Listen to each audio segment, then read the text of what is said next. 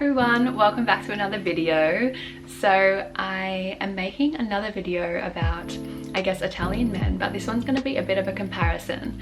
So instead of talking about stereotypes, which I did last time in my last video, you guys seem to really enjoy that one, so I wanted to make another video kind of like that, or kind of along the same lines. And I'm going to be comparing Australian men to Italian men. Now, of course, these are all generalizations. It doesn't stand for all Australians or all Italians, but I thought it would be interesting to kind of deconstruct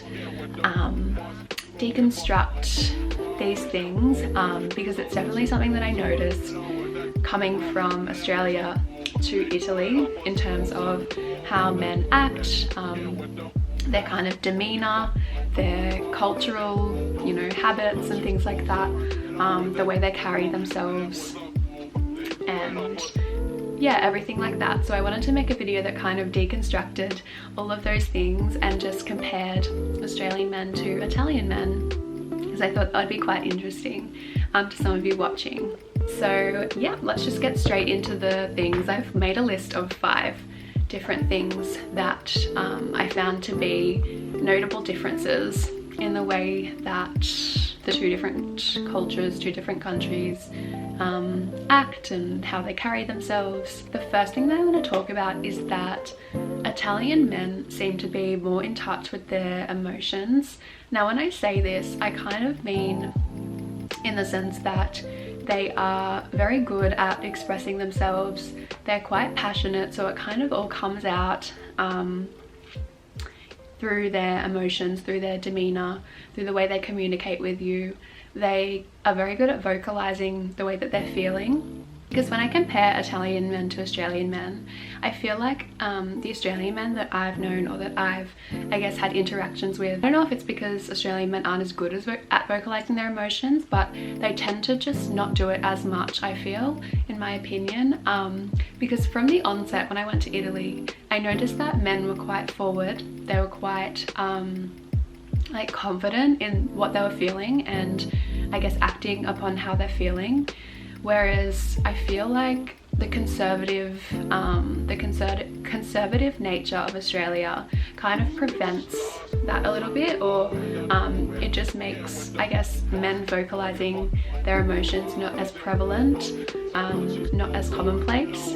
So I don't know if it's because that's kind of built into our culture in Australia, that men just aren't as in touch with their emotions because they've been taught from such a young age to turn them off, whereas in Italy it's kind of not like that.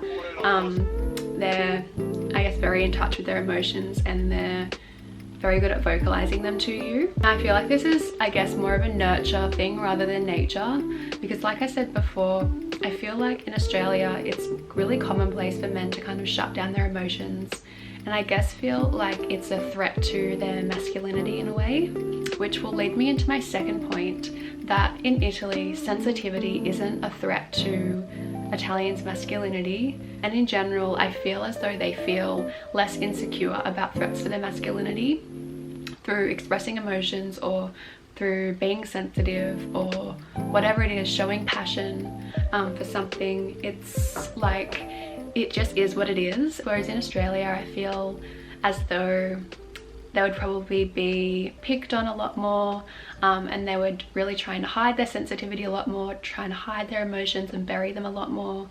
Whereas in Italy, a lot of, like, most men are just, they're very vocal about how they're feeling. They're very, I guess, not afraid, not insecure to hold back on their emotions, on their sensitivity. And I guess I kind of relate this to the fact that Italians are quite outspoken. They're quite confident in their ability to hold their own, and just really, I guess, sit in themselves and not be afraid to express what they're feeling, not be afraid to express any emotion, whether that's anger or frustration or sadness or hurt. Whereas in Australia, I feel as though men are kind of still bound by that mentality that sensitivity is weakness, or it's a sign of weakness, where it's not that at all, because sensitivity and vulnerability are actually signs that you're really confident and really comfortable within yourself to be able to express those emotions and those feelings. So that's something that I really liked. If an Italian man likes you, they'll definitely tell you, and that's just something that comes with being sensitive, being vulnerable. It kind of trickles into every aspect of their life, and it's something that's really important in their culture, is being confident and comfortable enough within yourself to be able to express yourself freely and fully. The next thing that I'm going to talk about is that chivalry is still very much alive and happening in Italy. An Italian man will always be a gentleman. He'll always, I guess, take the more traditional approach, like taking you out on a date, taking you for a picnic, whatever it might be. They're quite traditional in the way that they approach dating. They always feel as though it's their duty, or they feel a sense of duty to, you know, pay for dinner. They're not very quick to want to split the bill, and even as the relationship goes on, it's kind of like they want to take that protector role. They want to make you feel safe, and I guess that's inherent in men, is this want and desire to protect and to you know, take care of the woman of their desire, the object of their affection.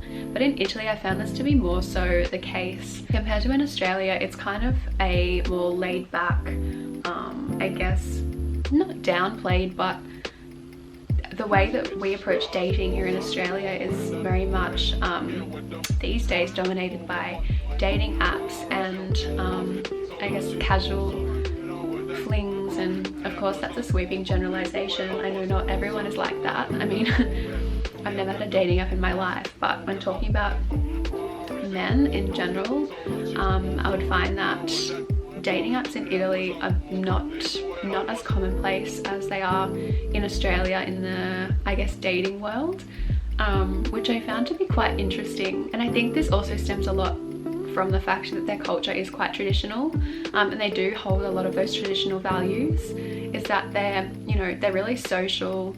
They love to, you know, go out and meet people rather than meeting people through a screen and then like hoping for the best. It's very much so a traditional way that they approach it. The next thing that I'm going to talk about, I guess, kind of ties into the points previous to this one, is that Italian men are more I guess more likely to approach you. They're more likely to be open about their desire for you, or more confident in their, I guess, flirtatious nature. They're not afraid to go after what they want. I guess that ties into their confidence as well, as that they're not really afraid of rejection, because they're just kind of very like, I would say tactical and smooth, but also quite gung-ho in their approach, compared to Australian guys who I feel like are quite laid back and you wouldn't really know if they liked you or not. So number 5, which is the last thing that I'm going to talk about, is the difference between Australian and Italian men, is that Italian men tend to have like bigger groups of a mixture, like an even mix of boys and girls that are like their closest friends. So they'll go out and there'll be like 5 girls, 5 guys, and that's their close friend group. So they're quite, I guess, affectionate with all their friends. And at first this was quite strange to me because of my own social conditioning from Australia. Is like, usually there's, not usually, but you know, a lot of the time it's like you have a boys group who are your boys, and then you have your girls group where they're your girls. You know, it's not as commonplace to have big groups of boys and girls together that are like really, really close friends, if that makes sense. And that's again a generalization, but in Italy they're very I guess affectionate with all their friends. They're very close, so don't let it put you off. Don't be threatened by if you're dating an Italian guy and he's very close with his other friends that are girls, because that's just what they're like. That's just their culture. They're very affectionate people, they're very passionate people, and they're very close with their friends. So yeah, don't be put off by that, don't be threatened by that or get angry, because yeah, it's just one of those differences again between the different cultures. So that's where I'm going to end today's video, guys. I hope you enjoyed it. Give it a thumbs up if you did. Make sure to subscribe for new videos every week, and I'll see you very soon in my next one. Bye.